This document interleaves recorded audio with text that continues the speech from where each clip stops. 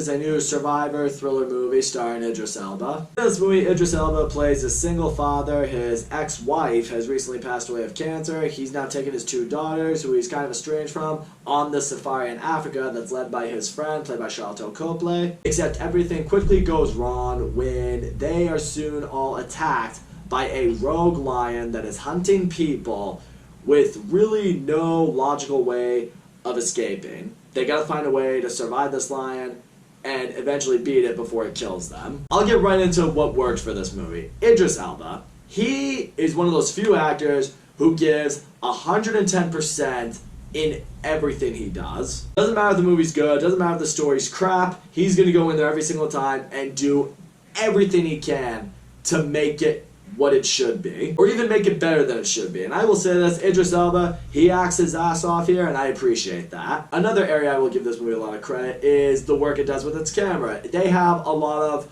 one-shot moments in this movie, you know, where one scene is just filmed with one continuous take. I just always appreciate that with movies. You can pull that off, I will give you props. So those are the positives in this movie.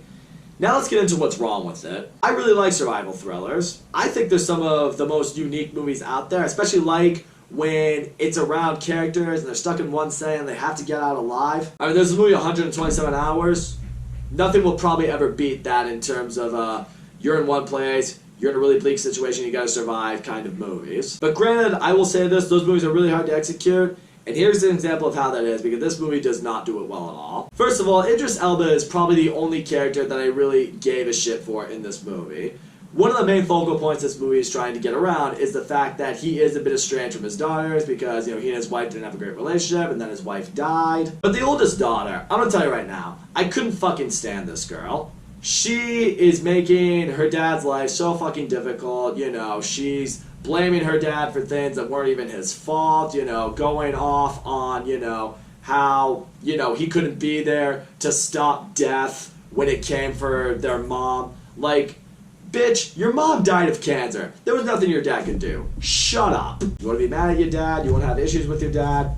Go ahead, you do that. But don't blame him for things that weren't his fault. It also leads to the stupid girl making a lot of really dumb decisions and really selfish mistakes in this movie that really leads to not just her, but her sister and her dad almost all getting killed by this freaking lion. It's like so many times I just wanted to grab her and shake her. Like, are you not aware of the situation that's going on? Like, you're so involved with all this other shit that you're not aware that there's a lion out there that's hunting you that could kill you in about 10 seconds? I don't know, those are just maybe the little things that I would think about in this situation. Also, the movie's not as thrilling or as scary as I feel like it could have been or should have been. The lion maybe attacks the group like 3 different times in the movie. I mean, granted, I understand you don't want the lion to do it in overabundance of time because it loses its value. The problem is, it's never like, okay, the lion attacks once, and then there's that constant fear for a while. Okay, he could attack here, he could attack now, then boom, strikes again, it freaks you out, and then it's like, okay, the tension's just always there, you never know when he's gonna come back. No, and like in this movie, the lion attacks once,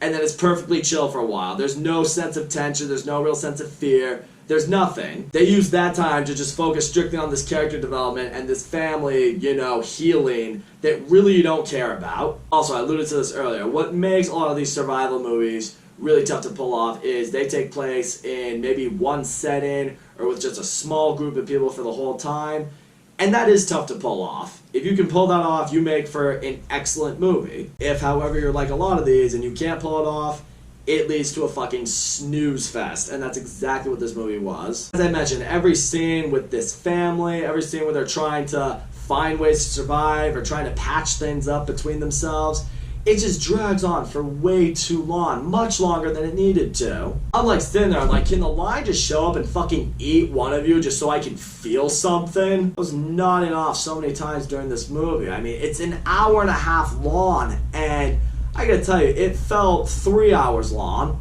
By the time we get to the end and I'm sitting there like, when's this fucking piece of shit gonna end? That's a problem. Also, I gotta tell you right now, the end of this movie is way too fucking convenient. I'm just like, the way everything goes down, I'm just like, that's impossible.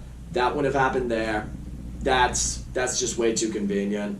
Like, I get it, it's a movie, suspend your disbelief, but Some areas I can, some areas I can't, and after all the bullshit that I had to deal with, I couldn't bear. It was just a convenient way to allow everything to work for the characters in the situations that they were in, and it wasn't for me. So all in all, Beast was an attempt at a survival movie, except this is an example of how it doesn't work. Idris Elba does the best he can do to make this work, and you know what? I applaud him for that. But the pace in this movie is absolutely fucking terrible. There's not a character outside of him that I really cared about. The movie had absolutely no idea when to execute its thrills, how to use tension. It had a unique premise, but it completely wasted it. In the end, if you want to watch a movie about a man-eating animal trying to kill people, I don't know, go watch Jaws.